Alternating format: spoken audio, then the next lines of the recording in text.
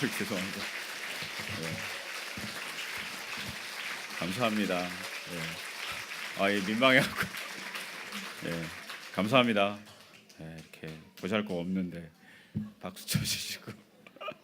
어, 아, 제 강단에 올라와서 얼굴 빨개진 거 되게 오랜만인 것 같아요.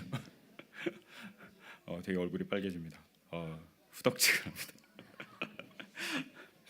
예, 감사하고요. 4년 동안 정말 이렇게 많은 사랑을 받았던 것 같아요. 그래서 저희가 이렇게 사랑 속에서 같이 나눌 수 있도록 기도해 주시고 인도해 주셔서 감사하고요. 광고가 있습니다. 예, 그 예배 후에 정충규 원사님 입간 예배가 있습니다. 그래서 같이 가셔서 가족을 잃어버린 분들의 슬픔을 같이 나눠주셨으면 좋겠고요. 또 날씨가 추워져서 그럴까요? 이렇게 같이 상이 계속 나고 있습니다. 김경미 비지사님 불광 6구요. 모친께서 별세하셨다고 합니다.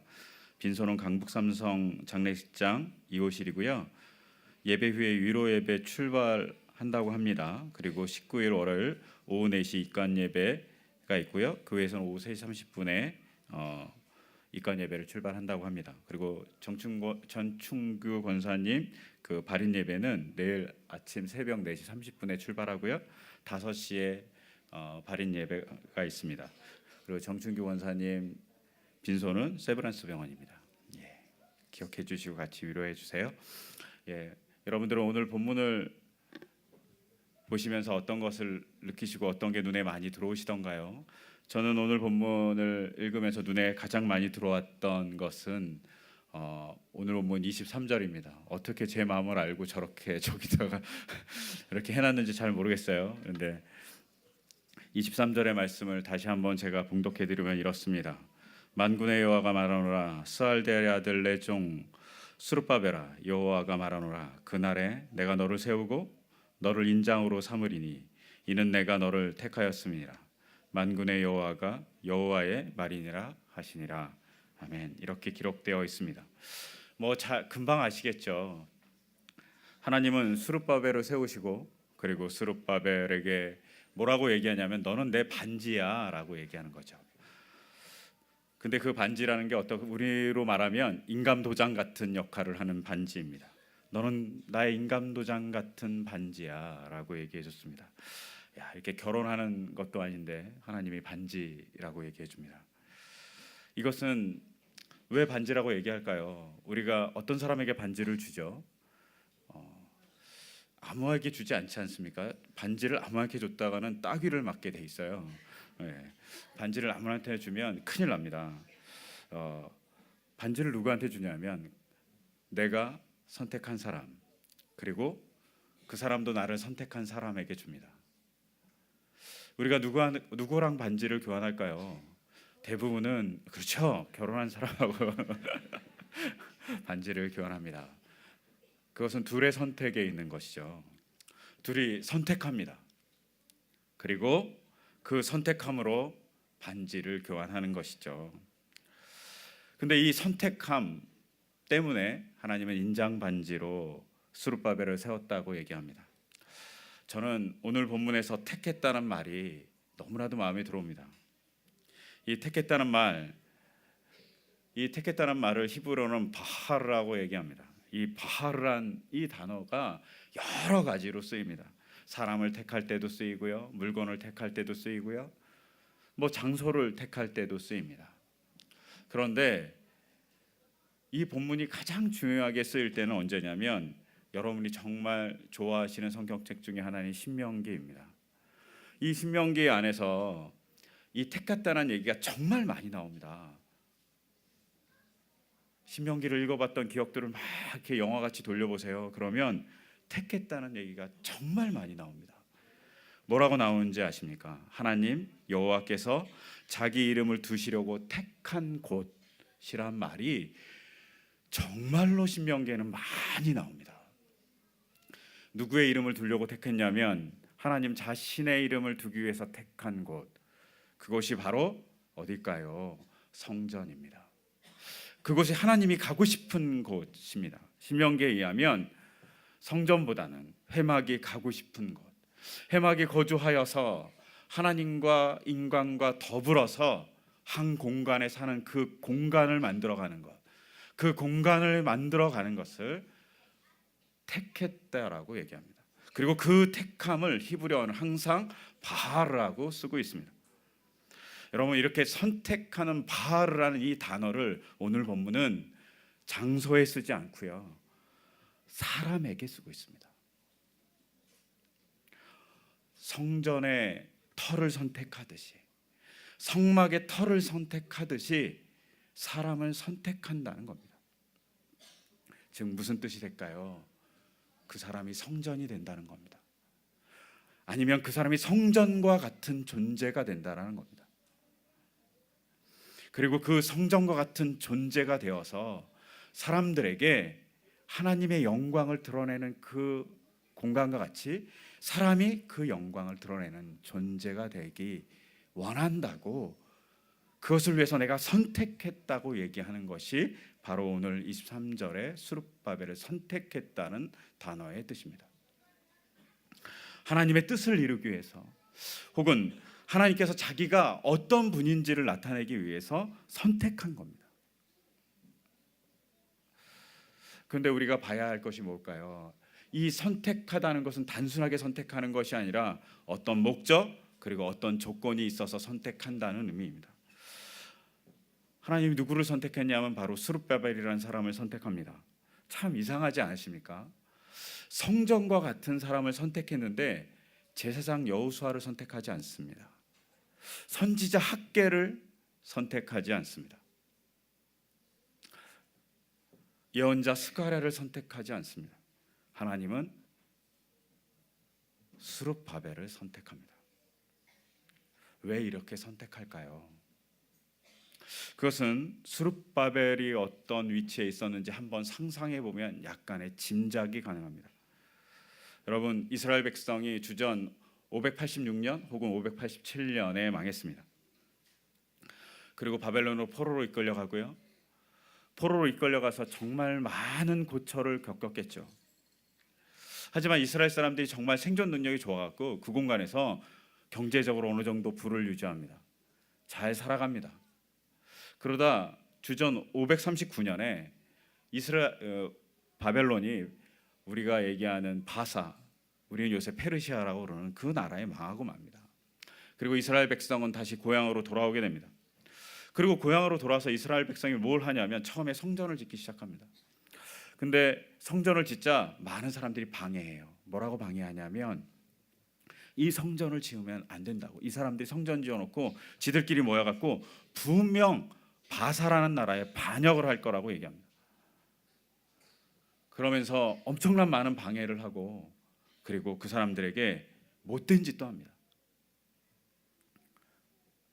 그런데요, 이 못된 짓 때문에 이스라엘 백성의 마음이 흔들리지 않을 줄 알았는데 이스라엘 마음이 흔들립니다. 이스라엘 백성이. 그리고 성전이 재건되는 것이 중단됩니다. 그러고 나서 스룹바벨이 오게 됩니다. 스룹바벨이 오게 된 다음에 학개가 나타나서 성전을 지을 것을 얘기했을 때 스룹바벨은 말도 안 되는 소리 하지 말라고 얘기하는 것이 아니라 성전을 짓기 위해서 일을 하기 시작합니다. 여러분 생각해 보세요. 스룹바벨의 위치가 뭘까요? 오늘 읽었던 본문에 자세히 보면 21절에 스룹바벨의 직함이 있습니다. 그 직함은 총독입니다. 여러분, 총독이 뭐 하는 사람인가요? 식민지를 다스리는 사람입니다. 이 말은 무슨 뜻입니까? 이스라엘 백성이 독립한 게 아니라 식민지라는 겁니다. 누구의? 바사의 식민지입니다. 근데 그 바사의 식민지인 이스라엘을 누가 다스리러 왔냐면 스룹바벨이라는 사람이 다스리러 왔습니다. 이 사람은 누굴까요? 이 사람은요, 망해버린 왕조의 마지막 남은 왕자입니다. 나라를 망하게 만든 왕족의 자제인 거예요. 사람들이 보기에는 어쩌면 원망의 눈으로 볼 수 있습니다. 너희 왕들 때문에 우리가 망했다고. 너희가 잘못 다스렸기 때문에 망했다고 그런 원망의 눈으로 볼 수 있습니다. 이런 원망의 자리를 가질 수 있는 위치에 스룹바벨이 있습니다. 또 반대로요, 스룹바벨이 성전을 재건하려고 그러면 어디에 눈치를 봐야 될까요? 바사의 눈치를 봐야 됩니다. 자기는 식민지를 통치하기 위해서 왔습니다. 즉 식민지를 통치한다는 것은 식민하고 있는 바사의 눈치를 봐야 한다는 거죠. 즉 성전을 재건하는 것은 바사의 눈치를 볼 수밖에 없는 사건입니다. 그런데 이 눈치를 보는 사건, 그리고 패망한 나라의 왕자였던 그가 단지 이름 없는 학개라는 선지자의 이야기 하나를 듣고 성전을 재건하기 시작합니다. 그리고 재건하려고 마음을 들입니다. 자기의 삶의 자리가 불리할 수 있습니다. 어쩌면 총독이라는 자리에서 쫓겨나서요, 반역자라는 얘기를 듣고 감옥에 갇힐 수도 있습니다. 또 이스라엘 백성들은 그를 소외시킬 수도 있어요. 그의 이름조차가 유대식 이름이 아니라 바벨론식 이름이 너는 매국노야 라고 얘기할 수도 있는 위치입니다. 총독이니까요, 더욱더 매국노같이 보이는 위치에 있습니다. 그가 성전을 지어갑니다. 자기의 불리함, 오해가 있을 수도 있는 모든 곳에서 성전을 지어가는 것이죠. 이 사람은 이익이나 혹은 이 사람은 자기 지위에서 누구의 눈치를 보거나 하는 것이 아니라 누구의 말을 따라가냐면 바로 하나님의 말씀을 따라서 살아가는 사람이라는 것이죠. 하나님의 말씀을 따라서 살아가는 사람이기에 하나님이 그를 선택한 것입니다. 하나님이 선택해서 그가 하나님의 길을 따라가는 건지, 아니면 그가 하나님의 말씀에 순종해서 하나님이 그를 선택한 것인지는 잘 알 수 없습니다. 하지만 보여지는 양태는 그가 하나님의 말씀을 불리한 인생의 조건, 불리한 자기의 삶의 지위에도 불구하고 따라갔다는 것입니다. 그때 하나님은 그를 선택했습니다. 그리고 그를 통해서 뭐라고 얘기하냐면 너는 나의 인장반지다라고 얘기해 주고 있는 것이죠. 저희가 몇 주 동안 담임 목사님을 통해서 룻기를 들었습니다. 오늘 본문의 룻기를 보면서 여러분 놀라운 거 하나 있지 않으십니까? 오늘 본문 룻기를 보면 보아스 가문에 족보가 나옵니다. 맨 끝에 족보가 나오면서 계보에 나오면서 오벳의 아버지를 누구라고 표현하고 있냐면 보아스라고 표현합니다. 여러분 질문이 있습니다. 보아스의 아들이 오벳입니까?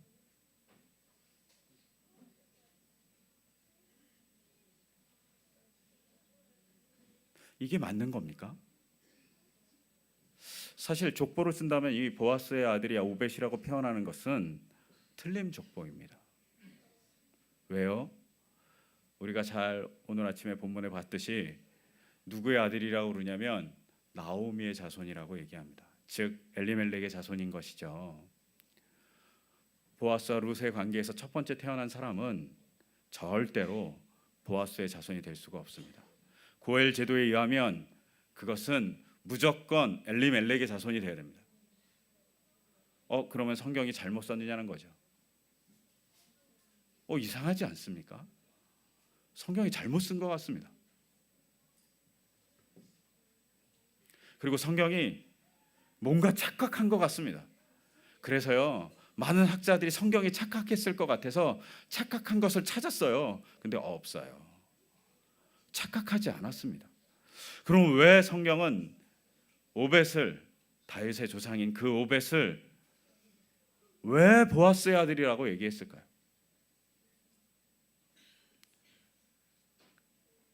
그것은요, 보아스가 룻과 결혼하는 것이 정말 자기 인생에서 불리한 일인데, 자기의 재산상 손해인데, 그리고 자기 삶에서 이득이 아무것도 없는데 단지 하나님의 말씀이란 이유로 따랐기 때문입니다. 그러니까 후대에 이 룻기의 맨 마지막에 있는 족보는 첨가되었다고 얘기합니다. 왜? 다윗의 후손들이 우리의 아버지는 엘리멜렉이 아니라, 우리의 조상은 엘리멜렉이 아니라 하나님의 명령을 따른 보아스라고 얘기하고 싶었던 거죠. 이렇게 되면 어떻게 된 줄 아십니까? 이스라엘, 특히 다윗 왕조의 족보가 엘리멜렉의 족보가 아니라 보아스의 족보로 바뀌어버립니다. 여러분 놀랍지 않으십니까? 보아스의 가문이 다윗의 가문이 될 수 없었어요. 근데 보아스가 고엘 제도, 즉 가장 근접한 친족의 아픔을 자기의 손해가 되더라도 물어줄 때 그것이 진정한 하나님의 명령을 수행하는 것이라는 것을 보여준 보아스.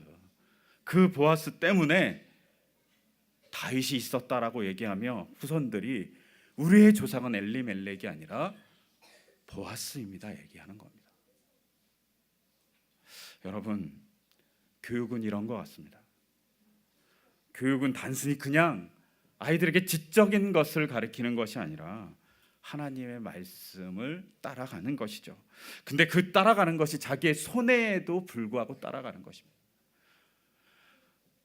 자기의 삶의 근간을 다 흔들 수 있습니다. 스룹바벨은 자기가 총독으로 됐던 그 근간이 흔들릴 수 있습니다. 그럼에도 불구하고 성전을 지어가는 엄청난 위험을 감수합니다. 그러기 때문에 하나님이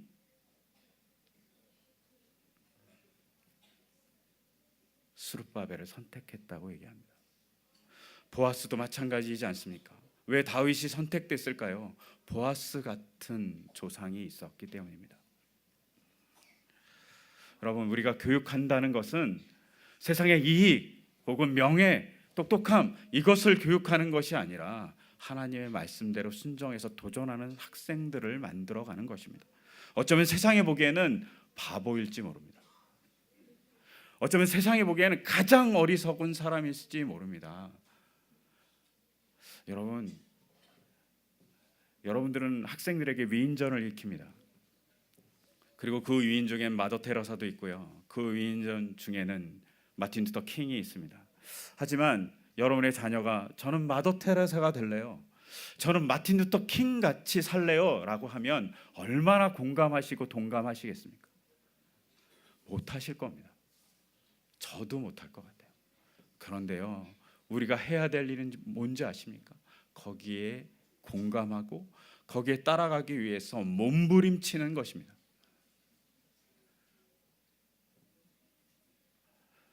지난 주간 윤숙 권사님이 돌아가셨습니다. 근데 자제분들이 이렇게 얘기했습니다. 권사님이 순종하기 위해서 몸부림치는 것을 보았다고. 집안에서 그 하나님의 말씀을 순종하려고 70살 되신 분이 몸부림치더라고요. 아마 그것이 정말 기독교인의 모습이겠죠. 근데 그것이 바보같이 사는 것입니다.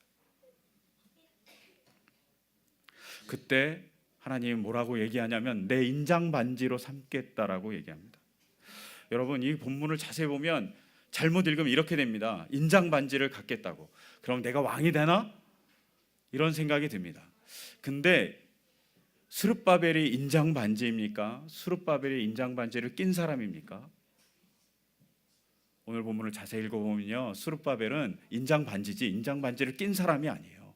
즉 왕의 권위를 나타내는 반지를 끼고 돌아다니는 왕 같은 존재가 아니라고요. 그럼 스룹바벨은 어떤 존재일까요? 왕 같은 존재가 내가 왕이라고 얘기하는, 확증을 하는 도장의 역할을 하는 존재에 지나지 않는다는 겁니다. 그러면 그는 누구의 도장일까요? 그는 바로 하나님의 도장입니다. 하나님의 도장이 된다는 거예요. 여러분, 하나님의 말씀을 좀 손해가 되더라도 따라가면 하나님이 그를 하나님이라고 증거해 주는 도장으로 삼겠다라고 얘기합니다. 여러분, 우리는 왕으로 살 것을 요구합니다. 하나님, 우리가 왕이 되고 싶어요 라고 얘기하는데 하나님은 그렇게 얘기하지 않고 뭐라고 얘기하냐면 나를 나타내는 도장같이 너를 사용할게라고 얘기하는 거죠.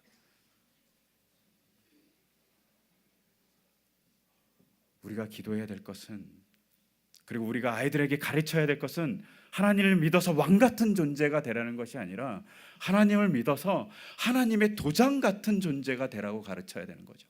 어떻게 해요? 하나님이 증거하는 것을 나타내는 존재가 되어야 된다고 얘기하는 것이죠. 그럴 때 하나님의 역사를 증거하는 자가 된다고 얘기합니다. 그것이 무엇일까요? 여러분, 매 주일마다 여러분들이 외우는 것이 있습니다. 그 외우는 것이 뭔지 아십니까? 사도신경입니다. 사실 사도신경이란 단어 자체는 잘못된 단어이죠. 사도신경의 정확한 명칭은 심볼룸 아포스톨로쿰입니다. 즉, 이 라틴어를 번역하면 뭐냐면 사도들의 상징이라는 뜻입니다. 여러분, 사도들의 상징이 뭘까요? 이것을 믿으면 기독교인이라는 상징으로서 너를 인정해 줄게라는 겁니다. 상징이란 단어를 쓴 이유는 그것이 기독교인이라는 표시이기 때문에 상징이라는 단어를 씁니다. 거기서 우리는 많은 내용을 다 공감합니다. 근데 제가 계속 물어봤습니다. 여러분, 성도의 교제가 뭡니까? 성도의 교제를 믿으며 뭘 믿으세요? 성도의 교제, 뭘 믿는 걸까요? 나는 성령을 믿으며 거룩한 공교회와 성도의 교제를 믿으며, 뭔 교제를 믿는데요? 같이 친하게 지내는 것? 여러분, 사도신경은 라틴어로 기록되어 있습니다. 그 라틴어의 교제는 코미니오넴이라는 단어입니다. 여러분, 이 코미니오넴이라는 단어가 무슨 뜻인지 아십니까? 이 뜻은 내 것을 누구에게 나눠준다는 겁니다. 내 재산을 누구한테 나눠주고요, 누가 어려우면 그것을 도와준다는 뜻이에요. 그냥 내가 친하게 지낸다 이런 뜻 아니에요. 그것을 믿는다. 내가 그렇게 하면 성령 받은 사람이고, 내가 그렇게 하면 성령을 믿는 거라는 거예요. 정말 바보죠. 자기 것을 나눠주는 사람.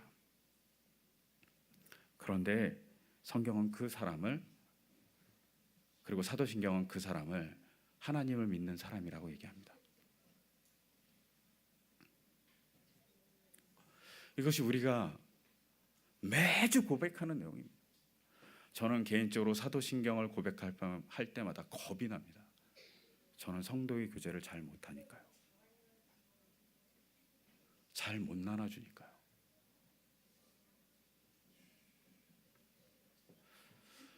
하나님 우리에게 요구하는 것은 슈퍼벨같이 손해가 되더라도 하나님의 명령을 따라서 살아가는 사람들입니다.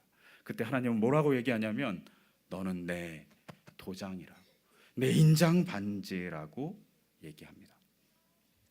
저희는 그런 아이들을 키우고 싶습니다. 그리고 그런 아이들이 이 땅에 하나님을 증거하는 도구가 되기를 소망합니다. 그런 아이들이 될 수 있도록 기도해 주시고, 그 아이들이 하나님이 너는 내 도장이야 라고 얘기하는 아이들이 될 수 있도록 언제나 아이들을 축복해 주셨으면 좋겠습니다. 그런 아이들을 축복해 주는 시간을 이 시간 잠깐 가지려고 합니다. 우리 졸업생들은 다 나와주세요.